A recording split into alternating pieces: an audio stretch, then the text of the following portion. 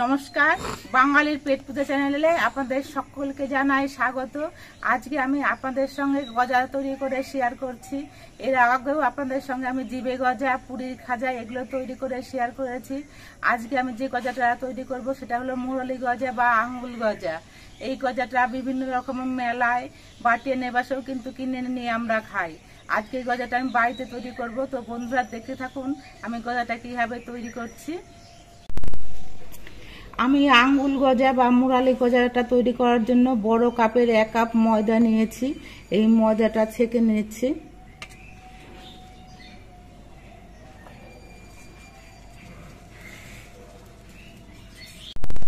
এই ময়দার মধ্যে অল্প একটু নুন দিচ্ছি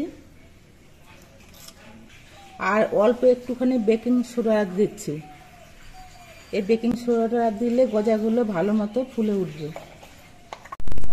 এই নুন আর বেকিং সোডাটা দিয়ে ময়দাটা একটু নেড়ে চেড়ে মাখিয়ে নেব। নুন আর বেকিং সোডাটা বেশ ভালো মতো ময়দার সঙ্গে মিশিয়ে নিয়েছি। এবার এর মধ্যে আমি 2 চামচ ঘি দিচ্ছি। আপনারা এই ঘিয়ের পরিবর্তে সাদা তেল দিতে পারেন, তবে ঘিটা দিলে কিন্তু খেতে গজাগুলো বেশি টেস্ট হয়।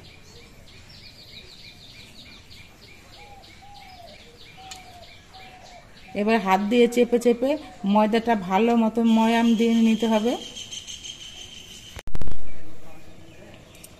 ময়দাটা বেশ কিছুক্ষণ ময়াম দিয়ে নিয়েছি। দেখুন ময়দাটা এরকম মুঠো করলে মুঠো হয়ে যাচ্ছে, আর ভাঙলে পরে ঝুরঝুর করে ভেঙে যাচ্ছে। এতে বোঝা যাবে যে ময়দাটা ময়াম দেওয়া হয়ে গেছে। এবার অল্প অল্প জল দিয়ে একটা শক্ত ডো তৈরি করে নিতে হবে। জলের পরিমাণটা অল্প অল্প করে দিতে হবে।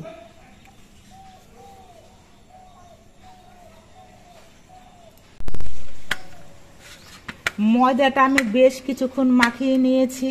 লুচি বানানোর সময় যেমন ময়দা মাখানো হয় অতটা নরম করে কিন্তু মাখাইনি, একটু শক্ত শক্ত করে মাখিয়েছি। এবার এই ডোটা আমি একটা বাটির মধ্যে 15 মিনিট ঢেকে রাখবো।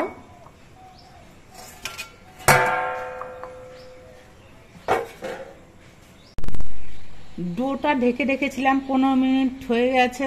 এবার ঢাকনাটা খুলে নিচ্ছি। এবার এই ডোটা আবার কিছুক্ষণ মাখিয়ে নিতে হবে। ডোটা আমি আরো মিনিট 5 হাত দিয়ে ঠেসে ঠেসে মাখিয়ে নিয়েছি। এবার এটা আমি 2 ভাগে ভাগ করে নিচ্ছি। এবার 2 ডোয়ের টুকরো থেকে আমি 2 মোটা সাইজের রুটি তৈরি করে নেব। তার জন্য একটুখানি ময়দা ছিটিয়ে নিচ্ছি।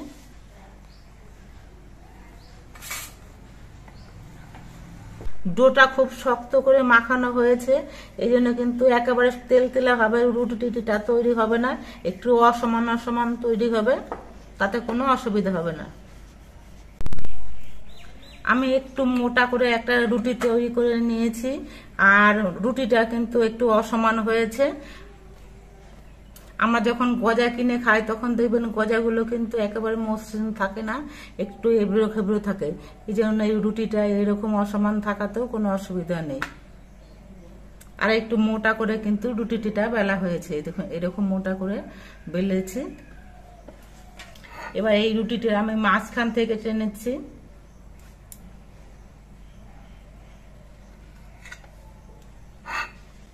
আর 2 সাইড থেকে একটু কেটে নিচ্ছি।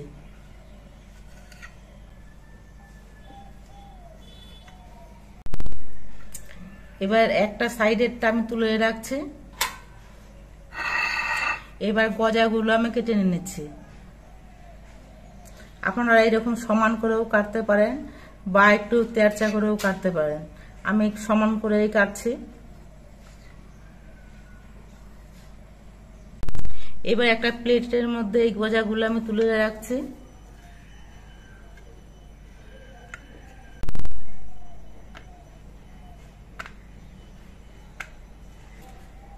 আর যে অর্ধেকটা আমি রেখেছিলাম সেটাও একইভাবে কেটে নিচ্ছি। এটা একটু তেরচা করে কাটছি। এই দেখুন এই গজাগুলো কিন্তু ওটার মতো সমান করে কাটা হয়নি, বেশ একটুখানি তেরচা করে কাটা হয়েছে। এগুলো আমি তুলে রাখছি। এবার গজাগুলো ভেজে নিতে হবে। তার জন্য গ্যাসে কড়াইটা বসিয়ে গরম করে নিয়েছি। এবার সাদা তেল দিয়ে দিচ্ছি। ঘরে খানিকটা আগের ভাজা তেল ছিল, সেই সাদা তেলটাও দিয়ে দিচ্ছি, কারণ এই তেলটাও কাজে লেগে যাবে। কড়াইয়ের তেলটা মাঝারি ভাবে গরম করে নিয়েছি। এবার গজাগুলো তেলের মধ্যে দিয়ে দিচ্ছি। বেশ কয়েকটা করে গজা একসঙ্গে দিয়ে দেব।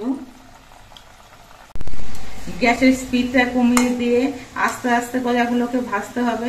গ্যাসের স্পিডটা যদি বাড়িয়ে দেওয়া হয় তাহলে গজার উপরের অংশগুলো লাল হয়ে ভাজা হয়ে যাবে, অথচ ভেতরের অংশগুলো কাঁচা থেকে যাবে। এই জন্য আমি অল্প জালে খুব আস্তে আস্তে করে গজাগুলো ভেজে নিচ্ছি, আর একটু লালচে রং করেই ভেজে নেব। গজাগুলো আমি ভেজে নিয়েছি। দেখুন গজার কালারটা কিন্তু অনেকটাই সোনালি বা লালচে রঙের হয়েছে।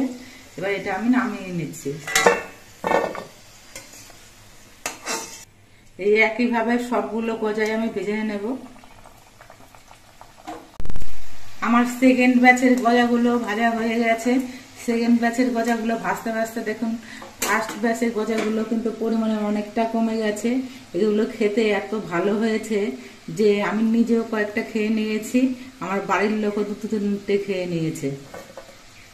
ভীষণ মচমচে হয়েছে, একদম নিমকির মতো খেতে লাগছে।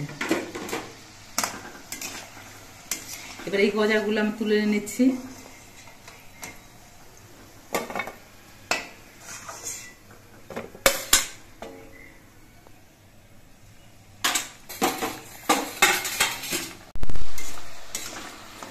আমার সবগুলো গজাই ভাজা হয়ে গেছে, আমি নামিয়ে নিচ্ছি।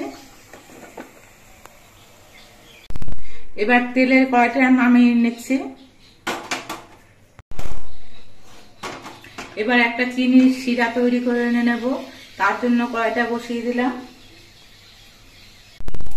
কড়াইয়ের মধ্যে আমি ছোট একটা কাপের 1 কাপ চিনি দিচ্ছি, আর অল্প একটুখানি জল দিচ্ছি যাতে চিনির দানাগুলো ঠিকঠাক গলে। আপনারা হয়তো ভাবছেন যে এইটুকু চিনি দিয়ে কতটুকু শিরা হবে আর গজাগুলো ঠিকঠাক ভেজানো হবে কিনা। আমার ঘরে এর আগে খাজা তৈরি করেছিলাম, সেটা চিনির শিরাটা রয়ে গেছে। এই চিনির শিরাটা আমি দেব বলে আমি অল্প করে চিনি দিয়ে শিরাটা তৈরি করে নিচ্ছি।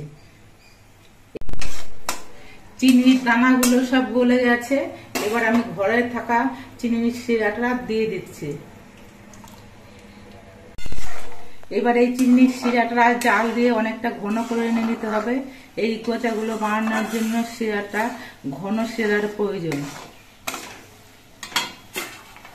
আর একটা জিনিস, এই দেখুন গজাগুলো কতটা খাস্তা হয়েছে, আপনারা নিশ্চয়ই আওয়াজ শুনে বুঝতে পারছেন।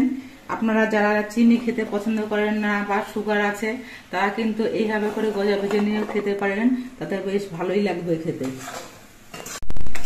চিনির শিরাটা কিন্তু অনেকটাই ঘন হয়েছে। এই দেখুন খুন্তি দিয়ে ফেললে পরে দেখেই বুঝতে পারছেন যে ঘন হয়ে গেছে। এবার এর মধ্যে আমি গজাগুলো দিয়ে দিচ্ছি।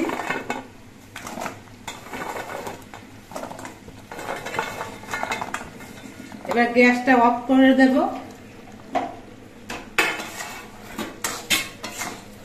এবার চিনির শিরার সঙ্গে এই গজাগুলো ভালো করে মিশিয়ে নেব।